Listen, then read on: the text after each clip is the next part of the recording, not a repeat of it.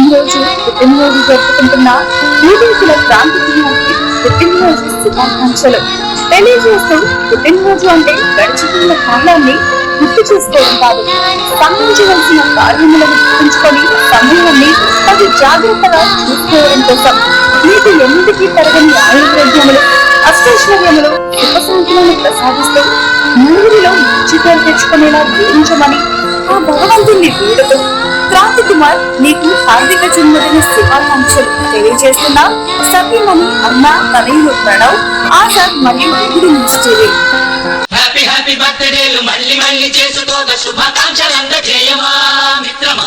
ఆపలేని స్వేచ్ఛ ఉంది, అందినంత ఛాన్స్ ఉంది, అందుకోర పుత్ర రత్నమా నేస్తమా. నంద్యాలలో చోరీ. నంద్యాల విశ్వనగర్ బలిజపేటలో చోరీ జరిగింది. ఇంటి తాళాలు పగలగొట్టి దుండగులు చోరీకి పాల్పడ్డారు.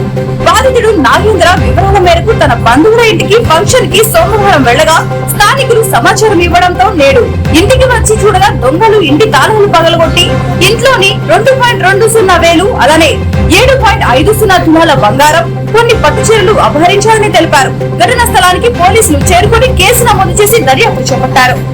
నా పేరు జి నాగేందర్ అన్న, విశ్వనగర్ బల్జపేట. ఇది మా అన్న కొడుకు బోయిరాల్లో శంకులమ్మ చేస్తుంటే సోమవారం పొద్దున్నే పోయినాము.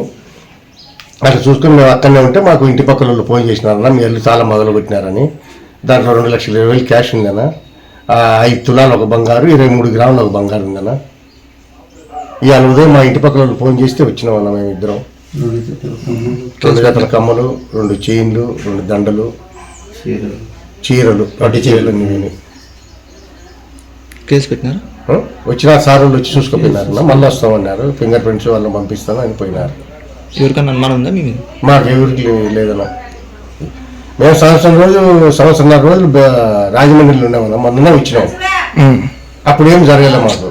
చల్ల